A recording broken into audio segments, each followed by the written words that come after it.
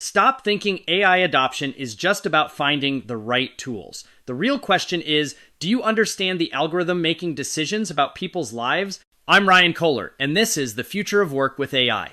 Emily Alvarez, our head of success here at AI for Teams, recently sat down with David Cohen, author of Selecting the Best and founder of DS Cohen and Associates, for a conversation that should make every HR leader uncomfortable in the best possible way. Here's what's really happening. We're in the middle of a California gold rush mentality with AI adoption. Everyone's trampling over each other to be first, to say they're using AI to get ahead of the game. But just like that gold rush, a lot of people are going to get there and find out there's no gold, or worse, they've been using it all wrong and nobody wants to use it anymore. David just dropped some truth that's going to sting. If you're an HR practitioner using AI for hiring, performance reviews, or any decision that affects someone's career, and you can't explain how that algorithm works, you shouldn't be using it. Period. It's like a teacher walking into a classroom unprepared, the students figure it out fast, and there's chaos. We're diving into the Workday discrimination case that David says could have been prevented with basic testing. Why transparency isn't just nice to have, it's an ethical imperative. And how the rush to adopt AI is creating a domino effect of stress, lost productivity, and human collateral damage that nobody's talking about. Emily and David explore why putting the human back in human resources isn't just a catchy phrase, it's the difference between using AI as a tool that amplifies human wisdom or as a black box that makes decisions we can't defend. They're talking about the difference between automating processes and automating judgment calls about human beings. Ready to find out if you're using AI ethically or just efficiently? Let's dive in. Hi, and welcome to another episode of Talent Talks. We have with us today David S. Cohen. He has been in the HR and HR tech space for about 38 years. I'm super excited to talk to him today. I've followed David's career for a very long time, being in the HR and HR tech space. David's an executive consultant, a three-time author, a keynote speaker, recently speaking at SHRM in San Diego, SHRM Nationals. And so we're really excited to have you here today, David. And so I know that recently we had spoken and we had gone over some of your really cool information on your 360-degree feedback that you had developed over the years with your HR training. And so I wanted to definitely go into that and go over some of your background and talk a little bit about who you are and your background in HR. Oh, thank you for inviting me. It's a pleasure to be here. Yeah. I was in education for a number of years and then decided to leave because of couldn't stand parents anymore. I'd still be in if it wasn't for parents, but that's impossible to do, I guess. And so I transitioned to consulting, corporate consulting. After a few years with different firms, I started my own firm in 1991. And I've been working on everything that it deals with behaviors within the workplace, from recruitment to selection to performance management, succession planning. And part of that has evolved was 360 feedback. Now, I started working in about the early 90s on 360 feedback when it was, we had to mail out the questionnaires, get them back. Our mailman got upset because there were bags and bags, told us to get a post office Right. box, which we did. And we had to hand enter it into a DOS program. For those of you who were born recently, DOS was pre-internet and everything had to be hand entered, and it was quite cumbersome and time consuming. Um, and been doing it. It's evolved ever since. Now there's a million different ways of collecting 360. It's become very popular. But the biggest thing about 360, the way I approach it, is I look at it. I always introduce it using the Robert Burns quote. Oh, what a great gift it would be if I could only see myself as the others see me. Mhm. And that's the crux of the situation. It's a perception of how others see you. Yeah. It's not the truth and it's not scientifically accurate. It's how others perceive you, or as that great American philosopher Yogi Berra once said, perception is perception and that is reality. So their reality of you might not match your reality of you. So people then get upset because I don't, why don't they think I do this when I think I do this? And I try to explain to them there's, there's three ways of looking at it. One of my school superintendents would tell me a story. He said that, if one person tells you you're drunk, you can ignore it. If two people say you're drunk, you might want to pay attention. And if three say you're drunk, lie down. And Sure. that's the way I look at it. If people have a collective, let's say you've given it to five direct reports, and the five direct reports on a scale of 1 to 5 have marked you a 2.5, and you mark yourself a 4, their perception is you're not doing that behavior when you should. Right. Yeah. And I The think way that's I, oh, sorry, go go ahead. on. No, it's a No, great go ahead. point because I think it's like it's old saying, like, what's the common denominator, right? And I think sometimes what comes with emotional intelligence is a self-awareness, right? And sometimes we don't have that level of self-awareness for ourselves. It's kind of like a self-ignorance until someone might point out a behavior to us, right? Or point out Right. uh that we have a habit, right, of doing something or a character defect of some kind. And if multiple people are saying the same thing, there probably is some weight to that somehow. But then it becomes that person's choice whether or not they want to take a look at that, right? So, Well, yeah, yeah. 1000%. That's why I try to. I've had people that get upset because of the dichotomy between what they think and what others perceive them. And I said, this is not really about, you got to make a choice. Do you want to change their perception of you? Right. And if you want to change their perception of you, what do you have to do? Hmm. It's maybe it's sometimes it's as easy as explain to them the reason why you do it. Hmm. And sometimes it's as easy as saying, I really want to develop this behavior and do it more often. And I appreciate the fact that, after all, I always say, what your mom told you when you got a gift is to say thank you. Hmm. So say thank you for the feedback. It's your gift. And say to them, I didn't realize this. And say to them, what would I be doing? What action should I be taking so you feel that I'm doing the right thing? Right. Now they become your coach. Yeah. So it's sort of upward feedback or peer feedback. And you're giving them permission then in the moment to say, I got to correct you, or this is what you shouldn't be doing. So you get more immediate feedback. And after a while, you begin to change. Right. It's not something you're going to do quickly necessarily, but it's something that does evolve. And that's why I say when you do a development plan, don't do more than two, Right. because it's kind of hard to change one, let alone two. But Sure. some people look at trying to change 3, 4, 5 different things at once, and then they give up. That's too difficult. I try to say, if you've ever had children, have you ever tried to get a young child to change 5 behaviors at once? And the answer is, yeah, but it never works. Right. So why do you think you're any different? Right. Because it's something that's ingrained in you. You've been doing it a long time, and nobody's pointed out that what you think you're doing is not what others think you're doing. So it's a reliability, it's not a validity factor. Sure. It's a reliability factor. Is that feedback reliable? I say it's very reliable if your standard deviation scores per feedback category Hmm. are really close. Sure. Now, if the standard deviation factors are all over the place, that means you got to make a choice. Why do some people grade grade you one way and other people in the same group a different way? And it's usually they perceive that there's favoritism, either for or against, and they're sending you that message. Sure. And you just have to decide how you want to deal with that. That's a little bit different.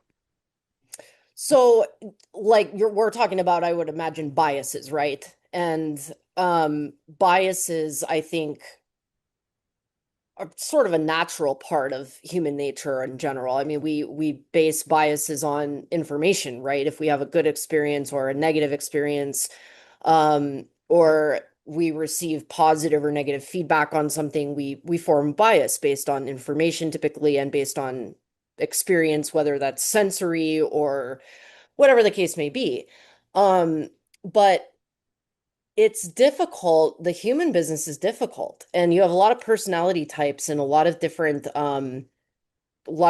cultural backgrounds, a lot of different things that happen. People are brought up certain ways. There's a lot of factors um, that have to do with biases, right? And so I like to say a lot of times, like, consider the source, right? Because I think biases can exist in workplaces as well. Bias is bias is human nature. It is When a I teach thousand I percent. when I teach a course on interviewing, Hmm. and I say we're all biased, and people try to say, like, become, I'm not biased, I'm aware of it. And so I ask them a question. I say, so what kind of car do I drive? And Yeah, everybody guessed. I said, you're biased right, because you're guessing. right, If you said, I don't know, I don't care, then maybe you're not biased, but you all have a perception based on who I am, the way I look, the way I dress, the kind of career I have, the length of my career. You figure right, I have some kind of car. right. And then I shock them and say, no, I got a 22-year-old Volvo because cars aren't important to me as long as they're safe and they get me from point A to point B. I don't care what they look like, Yeah, or how yeah, fast they go, right. because there are speed limits. Hmm. And at my age, I try to drive within them. Exactly. So, so the reality is that we all have our biases in some ways, and by becoming aware of our biases, we can deal with them. But if we're never aware of them, then we can't deal with them. Right, So the bias here, how do you deal with bias? How do you deal with understanding? Well, first of all, in most feedback systems that I know of, there's no preparation.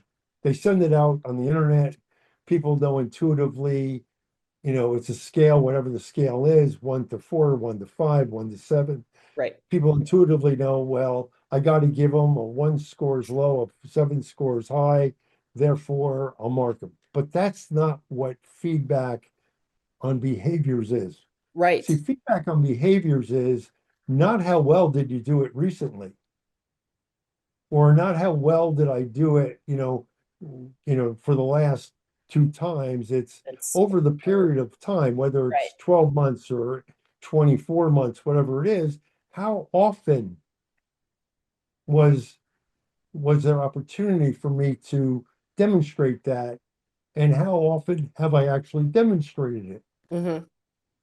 So let's say last week I did it and it's really fresh in your mind, but there were 10 other opportunities before that and I never did it Right, because I knew the 360 is coming up. So I better impress you. I can do the right behavior.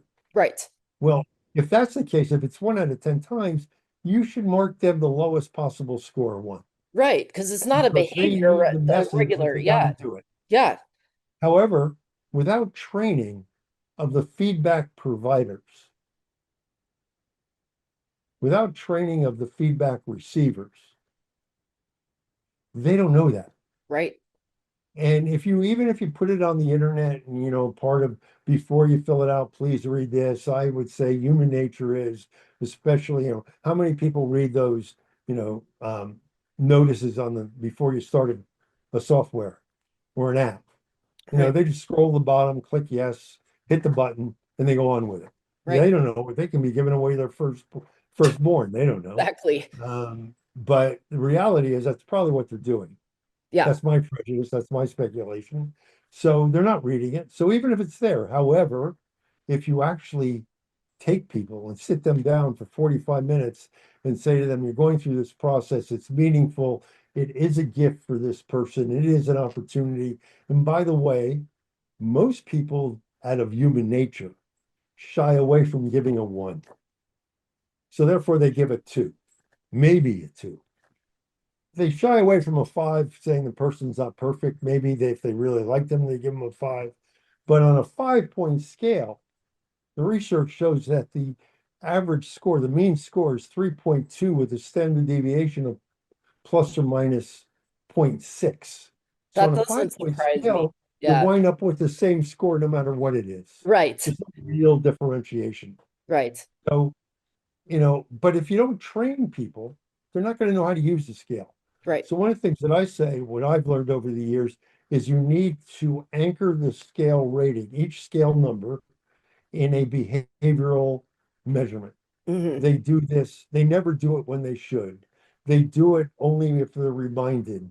They do it, but infrequently. They do it, but not all the time, or they do it every opportunity.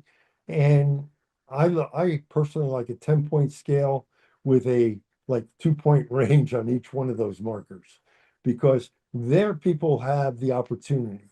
So if you say, well, a 5-point scale with markers is good, but how many times have you've heard people say, could I give them a 2.5? Could I give them a 3.5? Right. So by giving them a 10-point scale with the differentiation of 2 points per range, you're able to give people. Now, the other thing which is interesting, and this also plays into performance management, is well, what about a 5 meaning they exceed expectations? Which kind of baffles me because if this is the behavior you're supposed to do, you're supposed to do it all the time. By doing it 10 out of 10 times, is that exceeding expectation? Or is Or that is doing it what you're supposed to doing, do? yeah, is it doing That's the meeting job? expectation. Yeah, exactly. So you can't exceed expectations when it comes to behaviors. Right. You can only do it when you're supposed to. Right.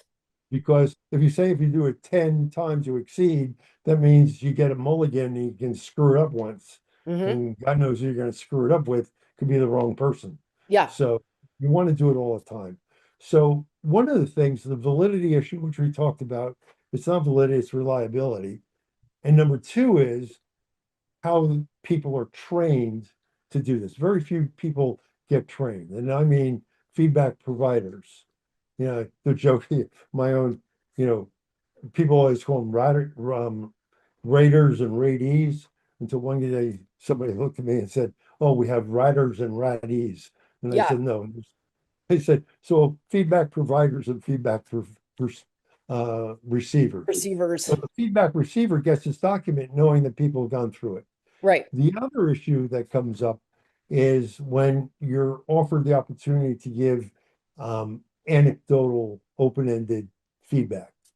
And unless you Yeah. in that training session provide, now, one of my favorite stories is once when we were doing this in DOS and hand entering it years ago, somebody who got a very good report seemed to be in doing all the right behaviors most of the time. He got a comment that said, so and so is a grunt. A And he was very grunt. upset, a grunt. Huh. And he was very upset. And he came to me very emotional and said, it was supposed to be great, but your team entered it wrong. I said, well, let me find out. So I called the office. I was halfway across the country. I called Right. the office, got a confidential fax machine, and said, black out everything except that one word and Right. fax it to me. And Yeah. there it was, bold, written in bold print, grunt. You couldn't mistake it. Oh And the guy got no. really upset. Yeah. And I said, it's one comment out of context. Right. Your scores are really strong.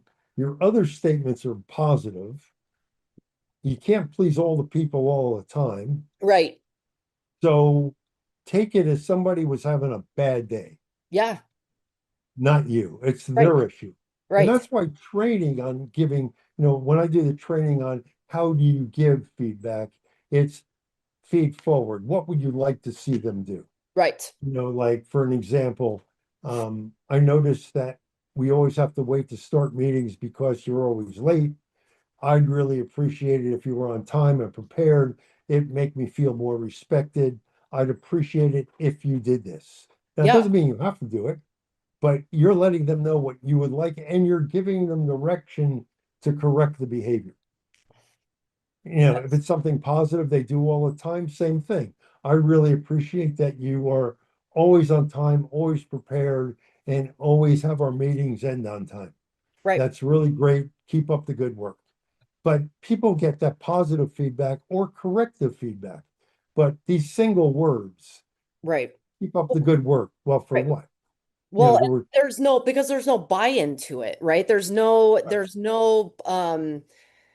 people. I always tell people that if you're not direct and constructive with your feedback, where it is forward motion indicating in a positive way, but it still needs to be direct. If you want there to be improvement, you still need to direct as a mentor forward, and give help with solution. um, you're actually hurting your team member if you're not giving them direct feedback. So to your point with that scale, it's almost like it seems like you're talking about almost building in like checks and balances for the person that's giving the the scale system to the person they're giving the recipient. It's like a checks and you have to build that in because of the biases and because they're afraid to hurt people's feelings.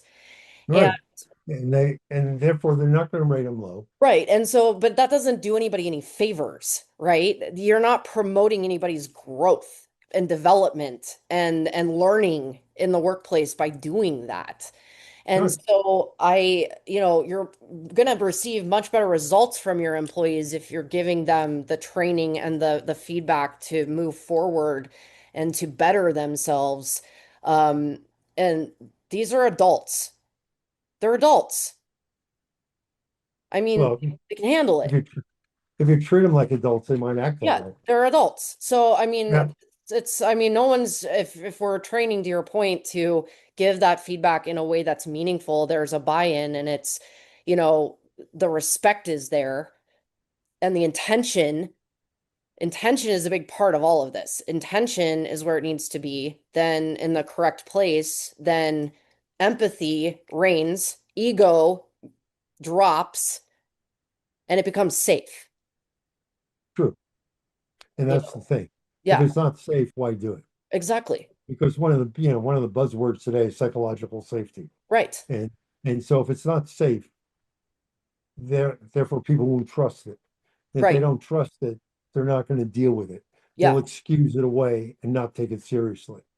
Now, one of the other problems with 360 feedback often is the questions that are being asked. Hmm. They need to be behavioral. Yeah. They can't be, vague. Communicates well, is a good communicator. Yeah. What does that What mean? does that, does that mean that they know how to send smoke signals? You know, they Carrier use, pigeon. they use Morse code accurately. Um, they send messages at 3 in the morning, so they're there when I wake up. Right. What does it mean? Right. And it's really important to understand that if it's behavioral, you can't put two behaviors in the same sentence. Right. So, they give and receive feedback. Hmm. Well, maybe they give it really well, but they can't receive it. They get really defensive. Yeah. But by putting them together, how do I score it? So I'll give them that middle score, whatever it might be, because I'm not, get on the fence and don't get off it. So try to make sure that when you write these, and the other problem is that too many of these forms are not relevant to the behaviors of the organization. If the behaviors are not the specific behaviors for success within the organization, you can be giving people the wrong information. Hmm. Because let's say on one of these, they get a really low score. Right. And it's a behavior that's not necessarily relevant to their success. Matter of fact, it might be antithetical to the values even of the organization that's using it. Right. And you get a low score, and then you have you know, this benchmark score that says the average of the hundreds of thousands of people have taken this is here, and you're way down here. All of a sudden, people say, "I got to work on that." Right. And that's going to cause damage Yeah, because absolutely. they should ignore that one. And conversely, it might be a behavior they actually need to develop. They got a really high score on, but not a perfect score, Yeah. obviously. And they got to, and the benchmark externally is a little bit lower, and they say, well, I'm doing this better than average, so I'm going to, ignore that one for development. So one thing I say is these external norms are misleading because they're not about your organization, they're not about your strategy, they're not about your behaviors, values, they're not about any of that. And therefore, they're nice to see, but norm scores are just norms. And, they're like, statistics, damn statistics and more statistics. Yeah, They can be manipulated any way you want. absolutely. So Yeah. I say don't use norm scores. Yeah, there's too much And ambiguity in those. if you really want to use them, do it after 3 or 4 times based on internal aggregate scores. Right. And that's all. But make them internal. Um, and make sure that the questionnaire, there was research done on the length of the questionnaire. And some of these are like 100 questions. Sure. People after about 35 questions get feedback provider fatigue. And therefore they just score, I've been giving the person a Yeah. 3 all along, just give them the 3s or 4s to the Mark the rest of it. C bubble on the Scantron because that's the most Right. common. Yeah, Yeah, yeah. exactly. Yeah, on the, I've seen Scantrons where people have made them look like Christmas trees and Yeah, done exactly. all Drawn sorts of, a yeah. yeah. They're kind of meaningless, Yeah. but you got the same thing. So my recommendation is, 45 questions or less, and make them specific to your organization's values and behaviors. Right. Make them so people can intelligently understand, if I demonstrate these, people will get along with me, more work will get done, I'll get along with people, it'll increase productivity. Yeah. The other thing, which is always a concern to me, is people use it for evaluation on performance reviews. Hmm. And that's not what it's about. Well, And it should, oh, sorry. It's interesting though to say that because we come from an organization or our founder Ryan Kohler, he has been a proponent and fan of assessments and stuff for like many, many years, right? And we've done tons of different kinds and um they've never been used in our performance reviews though. They were always used in like pre-screening for like the job like he would send them or we would get them sent like just for like personality or like strengths or different stuff like that. So they were never used in performance review type of a setting. that's But correct. what I think if employers are going to give assessments, and I'm going to say this to every employer, every HR person listening to this, every anybody that's listening to this, if you're in a job even, if anybody gives you an assessment or you give an assessment to somebody, give them the results.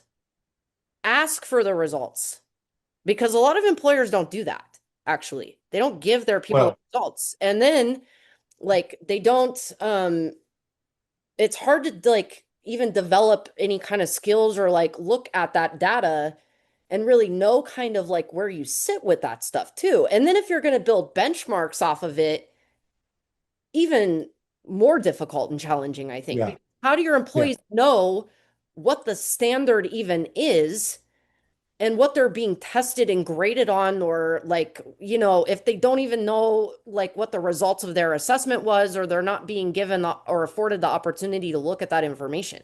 I've worked for Well, organizations that don't give you the results. well, And it's wrong. it's I wrong, would dead wrong. say, I would say the questionnaire should be based on the behaviors for the organization, which are commonly understood within the Right. organization. Their So there's values. some relevance to it. There's meaning to it. Right. If I do these more frequently, I'll be more successful. Yeah. So that's number one. Number two, if I don't get the results, I'll never know. Right. But that gets to another issue.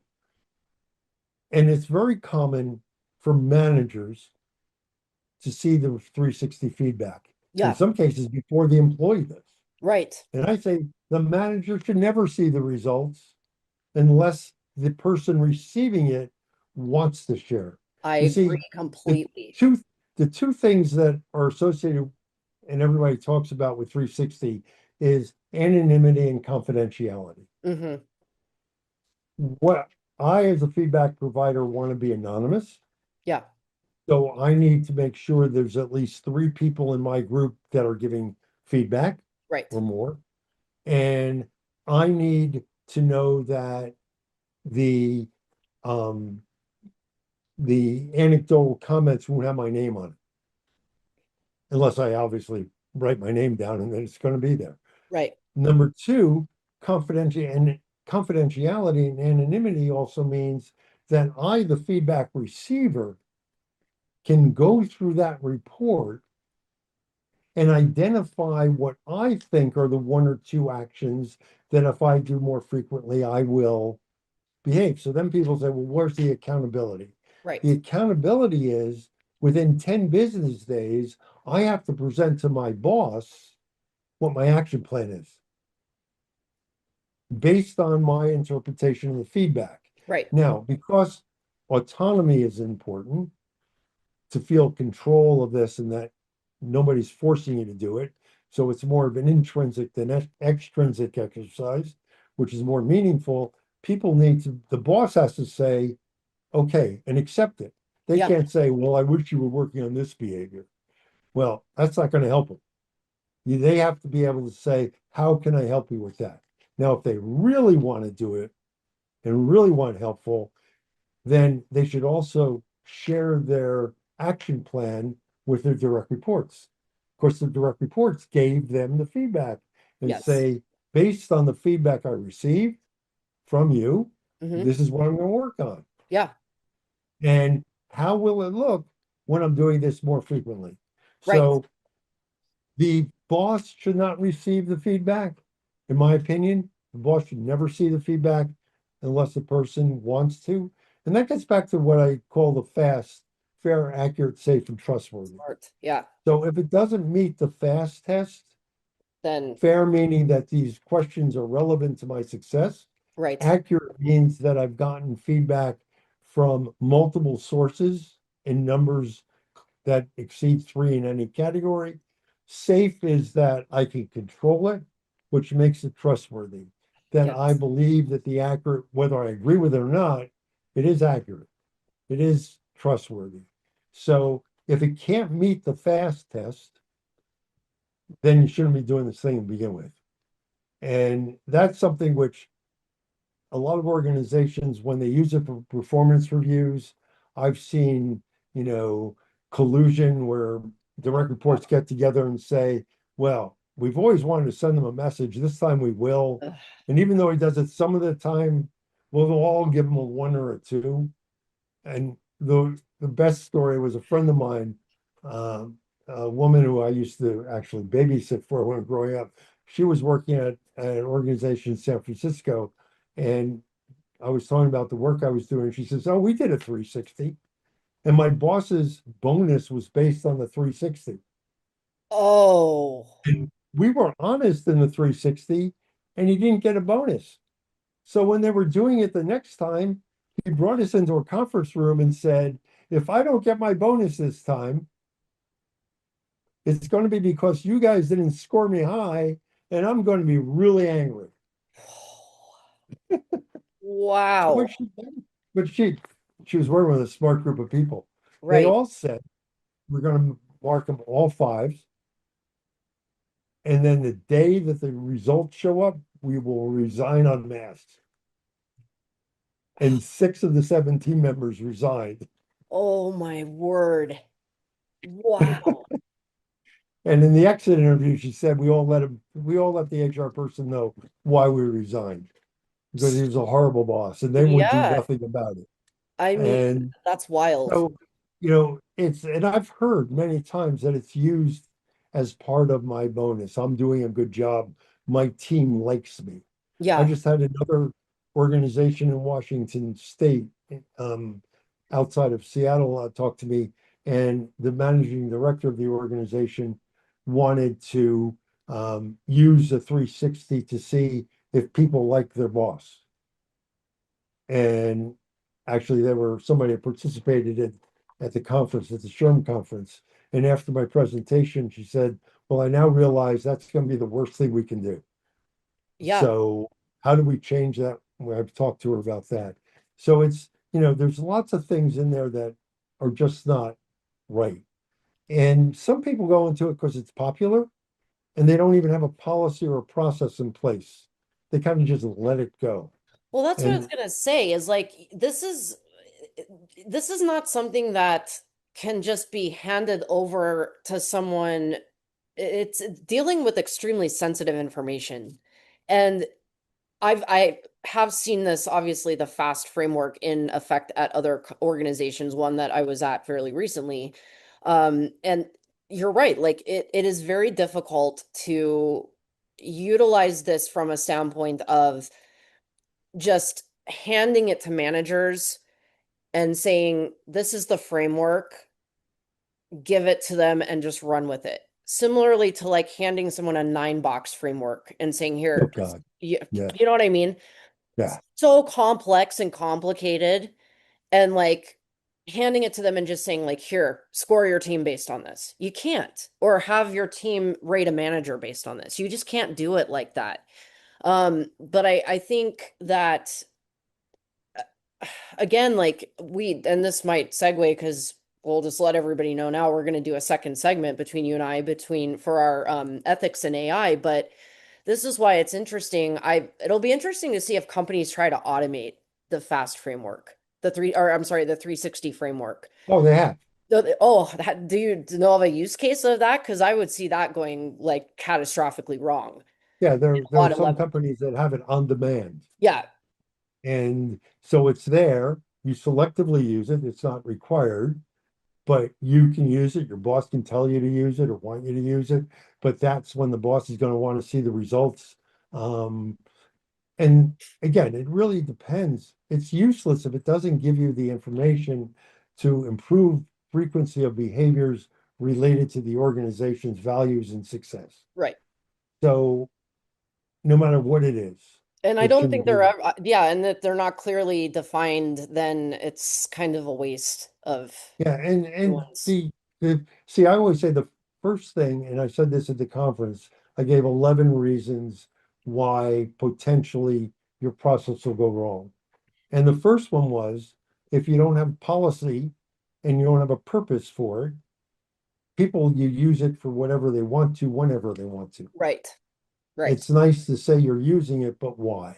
right. How are we using it? What are the consequences of using it? The other thing is people will rely on their own knowledge of using it Hmm. or a consultant's knowledge of using it. And I say, and very rarely have organizations even agreed to this, is get a cross section of employees, both the feedback receiver and the feedback givers, and put them in a room and tell them all the issues associated with this and let them determine the policies and procedures. It's a good point. Now, my best story with that was many years ago, we did this with one of the major banks. And they were doing a pilot, which they should do.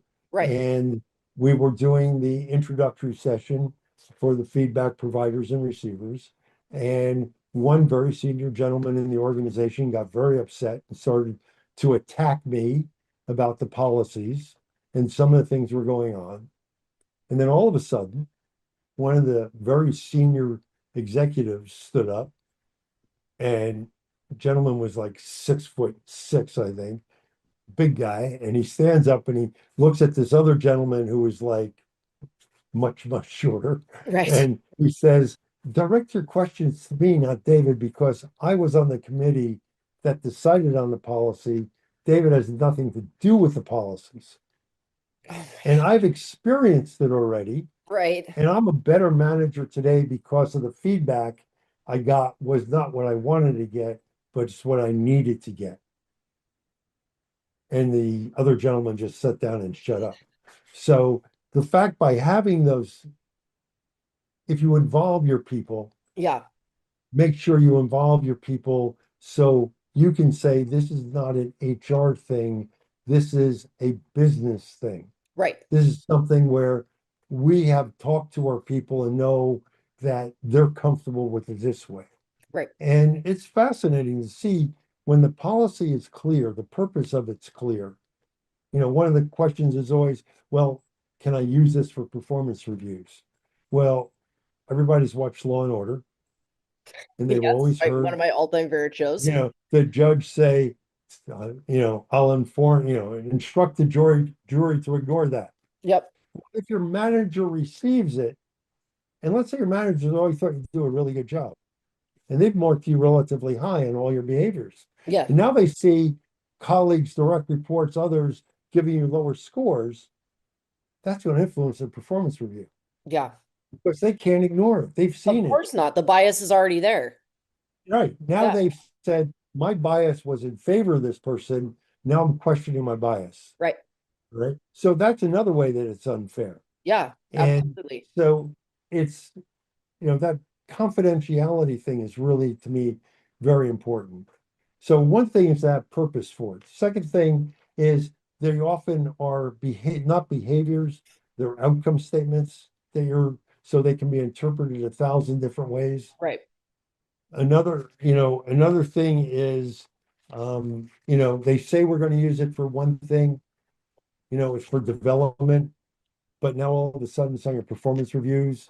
We're putting that information into our HRIS system or HRM system, and Right. now we're going to use it for succession planning or development, but maybe those scores aren't as relevant, and maybe those scores weren't fair. Oh, Maybe I've changed since then because I right. took my lesson and changed my behavior. So I'm saying don't use that for that.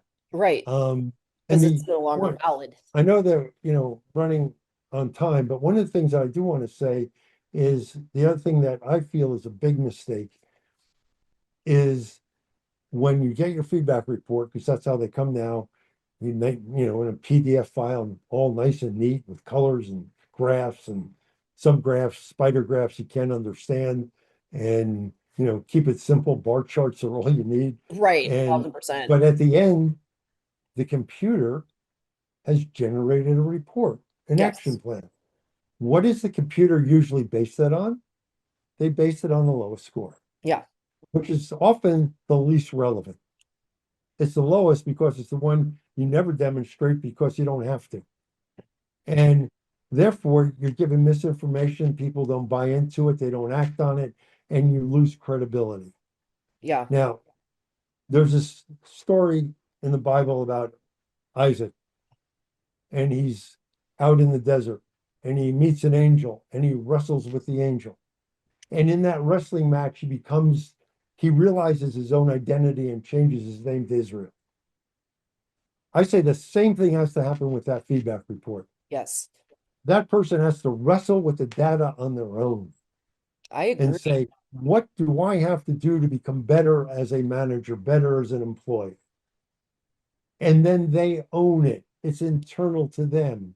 And if they develop the development plan, there's a higher likelihood they'll act on it. But if they're given the development plan and they don't agree with it or understand it, or even if it makes sense but don't have time, Hmm. they're not going to work on it. So Hmm. I said, let them wrestle with the data. Yeah. Let them come up with the data.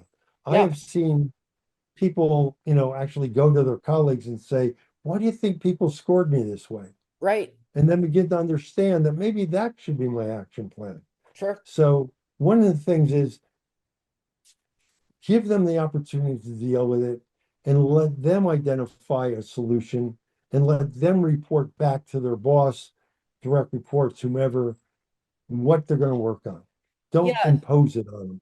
Yeah, I love that. And I mean, I ran the team, the RPO team at Applicant Pro, and that was a big goal for me with my team was when we did our reviews and stuff, it was always like, what can you do to set goals to be better? What can you do based on the feedback to set goals? And conversely, I would say if you are doing something like this to provide your employees that type of feedback, give it to them, let them wrestle with it, right? Because part of the beauty of life is the journey and learning about yourself, self-discovery and self-awareness. But I think as employers, we talk about or talk about how we can help our employees. I love to give my employees as much feedback in resources as possible.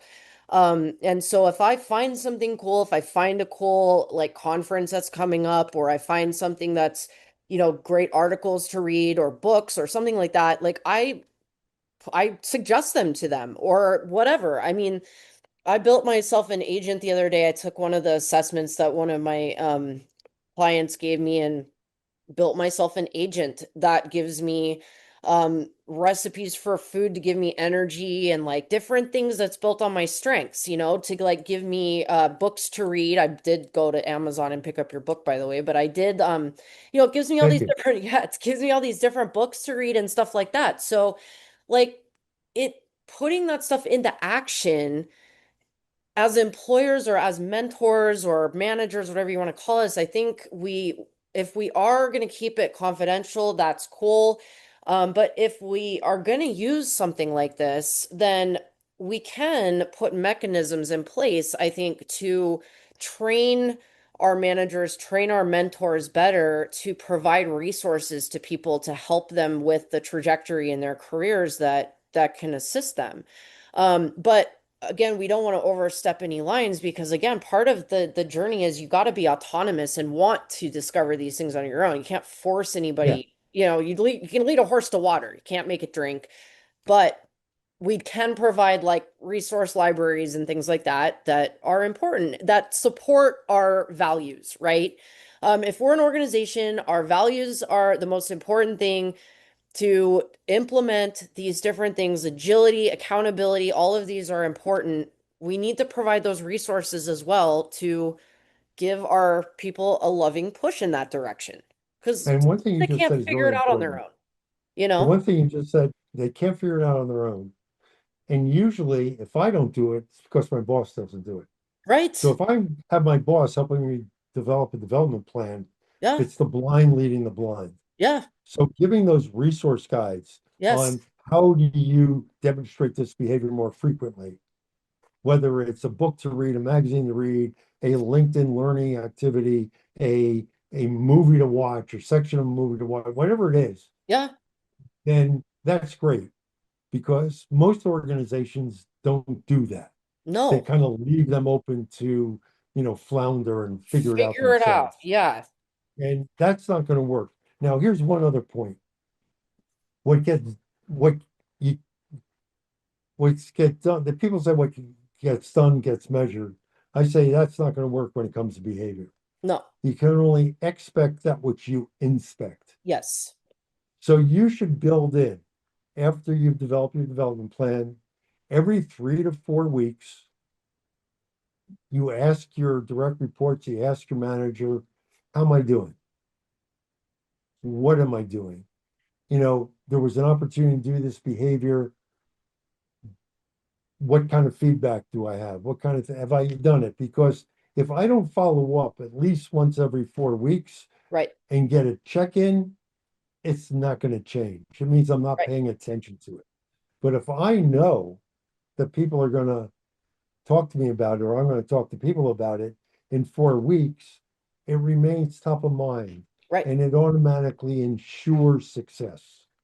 And, you know, it's something which I think is really important is that you get that check in that, Mayor, when Mayor Koch was mayor of New York, he always began his news conferences with the comment, "How am I doing?" Yeah, Until he exactly. wasn't Oh, doing so well, always. and he Yeah, stopped doing it. yeah, But that's what you got to do. You got to check in once a month. How am I doing? yeah, Am I doing what I said I was going to do? right. Am I being held accountable? Do I have the commitment? Do I own it? Because if I don't, why am I developing it? I'm Exactly. wasting energy and time and bits on a computer. Yeah. So, and the other thing that's going on, which segues into the other discussion, is now I heard that people are taking the PDF of the 360 report, putting it into AI and saying AI, what is the action plan or what are the behaviors this person should be paying attention to? Just with no Now, guardrails, nothing, like just that. however, that's the problem. How many guardrails can you give it? You have to say, this is the person's objectives. These are the behaviors that they should be using in there to achieve those objectives.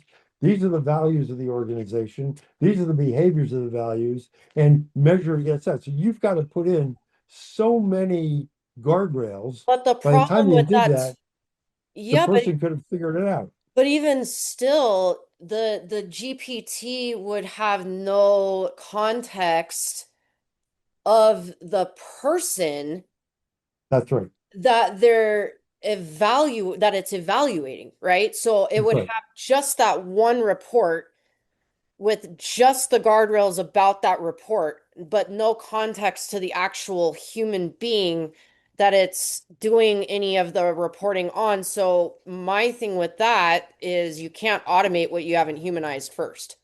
Right. And without it, 360 is a very human experience. Right. Very, as you So said, it's very personal. I could It's see that very, going could be, catastrophically wrong. yeah, it could be very emotional. And giving it GPT to evaluate it and give you direction on what to work with avoids having to wrestle with the data, Right. No. avoids Yeah. personalizing it. Yeah. And It's see, go, it's yeah. better than the report that comes standard on the, these are the bottom things you should work on. Right. It's better than that because I've tried it, I've worked with it. Yeah. It still is not as good as when a human being actually evaluates it themselves. Right. Oh yeah, I mean 1,000%. Because like the one that I built for myself, the agent, I built that from a GPT that's known me for like 4 years.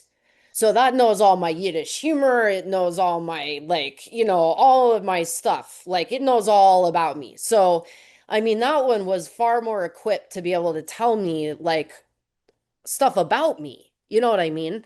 But you give something like that to Chat GPT on an open GPT, like an open channel like that. Oh my gosh, like I can't imagine the schmutz that would come back with that. I mean, Well, holy it's cow. it's pretty generic. Yeah, I would It's imagine. pretty generic. So, and Yeah. that again, it would be painful for someone to probably read that because, like, if as a human, like, what you're just going to confine me to a box of like generic garbage, you know?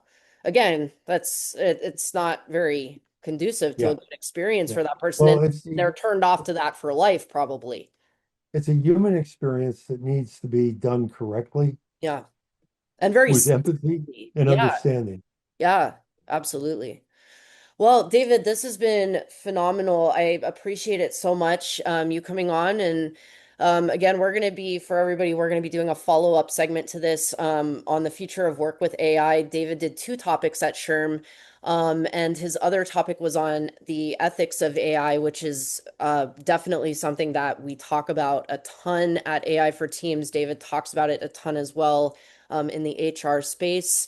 And so, David, tell us, I know we can get your books on Amazon because I just purchased um, your books on Amazon. So I did, I got Selecting the Best on Amazon. Thank you. And Good. then where else can we get your information?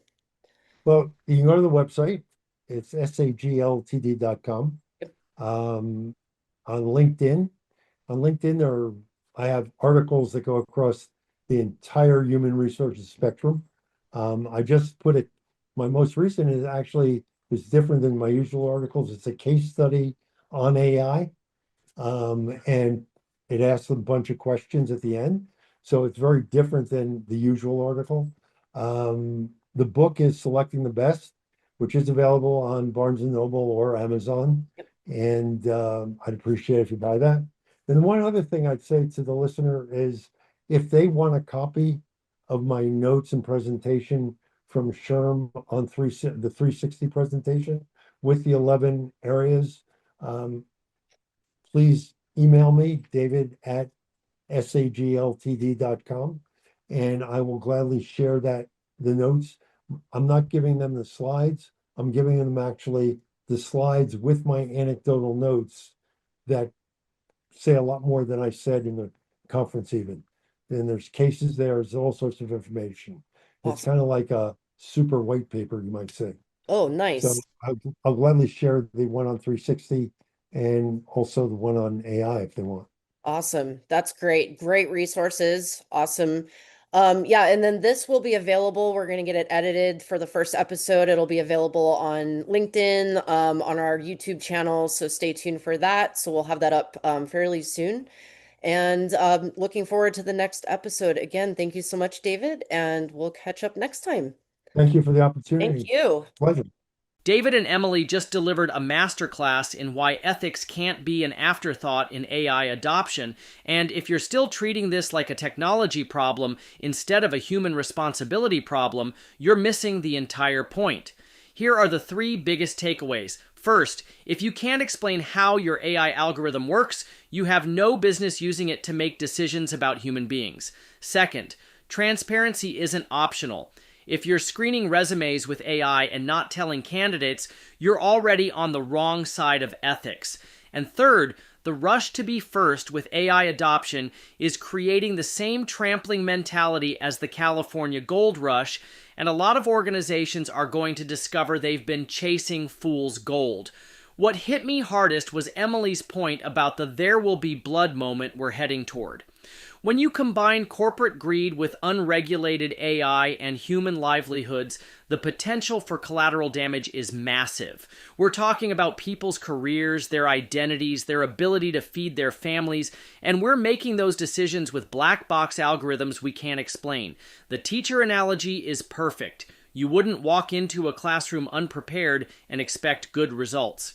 But that's exactly what's happening with AI in HR. People are implementing systems they don't understand to make decisions they can't defend about humans they're supposed to be serving.